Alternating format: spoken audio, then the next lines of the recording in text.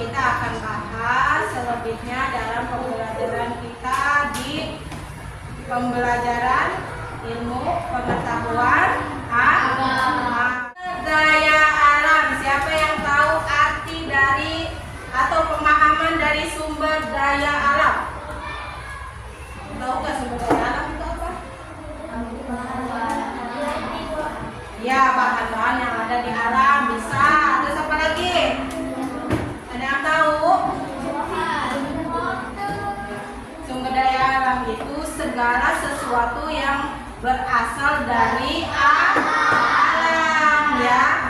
Barang-barang tersebut atau tumbuhan-tumbuhan tersebut bisa dimanfaatkan langsung oleh manusia. Jenisnya sumber daya alam dibagi berapa? Bagi dua. Sumber daya alam hayati, sumber daya alam non hayati. Apa yang kalian tahu sumber daya alam hayati? Berasal dari mana sumber daya alam hayati? Nah, pintar, dari hewan dan tumbuhan, ya. Sumber daya alam hayati adalah sumber daya alam yang berasal dari makhluk hidup, yaitu hewan dan tumbuhan.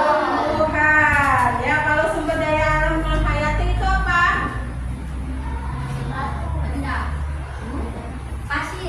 Pasir, boleh. Itu salah satu contoh. Kalau pengertiannya apa pengertiannya?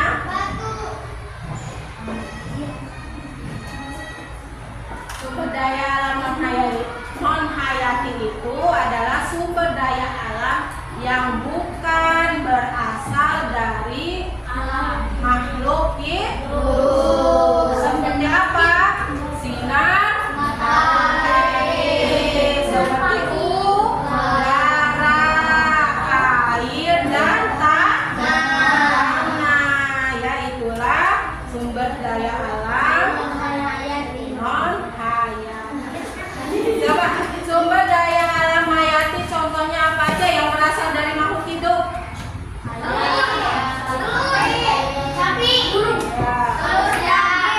Produknya yang bisa digunakan oleh manusia, misalkan dari tumbuhan, kedelai bisa dibuat menjadi tempe, itu adalah sumber daya alam hayati. Opor ayam berasal dari ayam. Sapi bisa menghasilkan apa? Susu. Terus dagingnya bisa dimakan apa sih?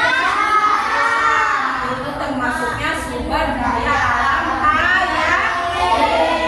Jika non hayati apa? Pasir, air, batu. Terus yang berasal dari bumi itu apa? Minyak tanah.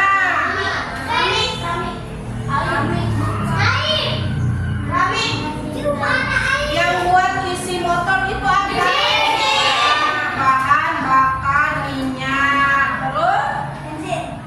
Yaitu bahan bakar minyak, bensin, solar. Terus? Batu yang ini, yang satu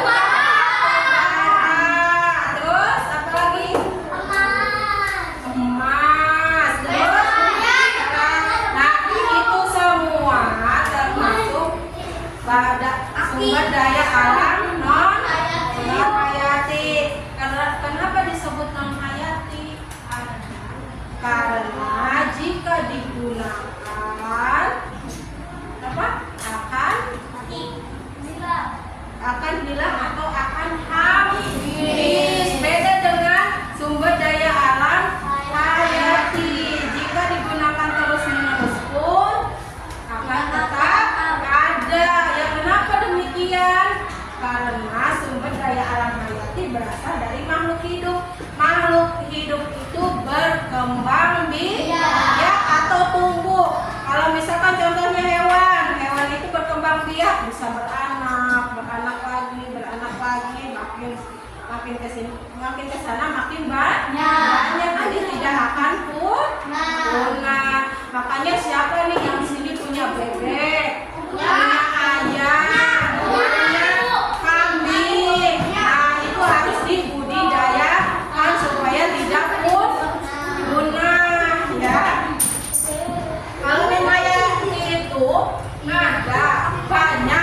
Indonesia ya, sumber daya alam yang hayati, tapi tidak bisa diperbaiki karena kenapa? Karena tidak tumbuh dan tidak berkembang di dunia. Kalau udah di dalam tanahnya udah ada 1 kilo, ya udah 1 kilo aja, tidak bisa diperbaiki. Mengerti? Ada pertanyaan sampai sini? Tadi sumber daya alam menurut jenisnya ada 2. Sekarang menurut sifatnya juga dibagi 2.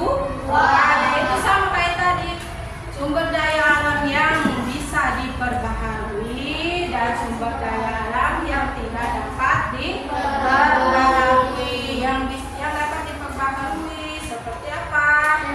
Hewan, tumbuhan, itu bisa diperbaharui. Yang tidak bisa diperbaharui yaitu yang berasal dari bumi seperti minyak bumi, batu bara, emas, itu tidak bisa diperbaharui. Nah, sekarang apa sih hubungan antara sumber daya alam dengan lingkungan kita? Ada yang tahu nggak? Hubungannya apa ya? Berhubungan atau tidak sumber daya alam sama lingkungan kita? Pasti berhubung. Nah, contohnya ketika kita bernapas, apa yang kita rasakan? Nah, ada udara atau ada angin masuk. Terasa apa? Segar apa sesak gitu ya? Nah, itu adalah salah satu contoh dari hubungan sumber daya alam dengan lingkungan. Nah, kalau kita main ke lapang merah misalkan, di sana ada pohon nggak? Ada pohon apa? Beringin. Nah, pohon beringin itu adalah salah satu sumber daya alam. Manfaatnya apa buat kita? Bisa untuk berteduh. Pohon beringin juga menghasilkan oksigen. Nah, itu hubungannya berarti apa?